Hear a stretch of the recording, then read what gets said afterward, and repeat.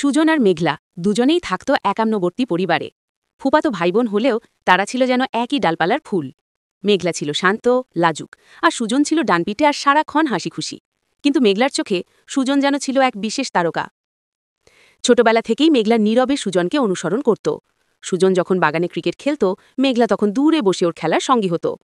সুজনের কোনো কাজে একটু আঘাত লাগলে সবার আগে ছুটে যেত মেঘলা। ওর হাতের টিফিনটা সুজনের জন্য বরাদ্দ থাকত। একদিন স্কুলে সুজনের খাতায় রং পেন্সিল শেষ হয়ে যায়। সুজন মন খারাপ করে ছবি আঁকা বন্ধ করে দেয়।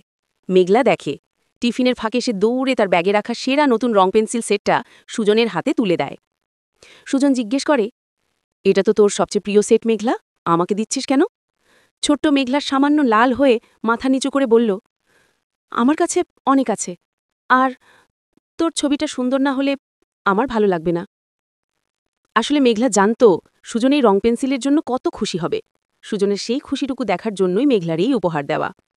একটি ছেঁড়া ঘুড়ি ও একটি প্রতিজ্ঞা। একদিন বিকেলবেলা সুজন আর তার বন্ধুরা ছাদে ঘুড়ি ওড়াচ্ছিল। মেঘলা চুপচাপ পাশে বসে দেখছিল। হঠাৎ সুজনের ঘুড়িটা একটা তারে লেগে ছিঁড়ে গেল। সুজন খুব রেগে ঘুড়িটা ছুঁড়ে ফেলে দিয়ে বলল, ধুর, আর ঘুড়ি ওড়াবো না। তখন মেঘলা চুপি চুপি ছেঁড়া ঘুড়িটা হাতে নিল। কেউ দেখছে না বুঝে সে ওর পকেট থেকে ওর সবচেয়ে প্রিয় মাটির ভাঁড়ে জমানো 2 টাকার নোটটা বের করল। সে সোজা গেল পাশের দোকানে। একটু পর সে ফিরে এলো হাতে একটি নতুন ঝলমলে নীল ঘুড়ি নিয়ে। সুজন অবাক, কোথায় পেলি? মেঘলা শুধু মুচকি হেসে ঘুড়িটা সুজনের হাতে তুলে দিল।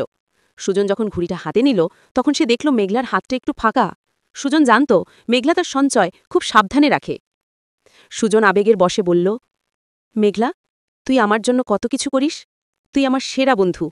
মেঘলা মাথা নিচু করে বলল, আমি সবসময় তোর পাশে থাকব সুজনদা, আর কখনো তোকে মন খারাপ করতে দেব না।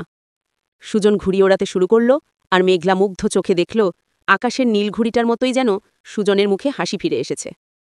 সেই দিন সুজন হয়তো শুধু বন্ধুত্ব দেখেছিল, কিন্তু মেঘলার সেই ছোট্ট হৃদয়টা এক নীরব, পবিত্র ভালোবাসা দিয়ে ঢাকা ছিল।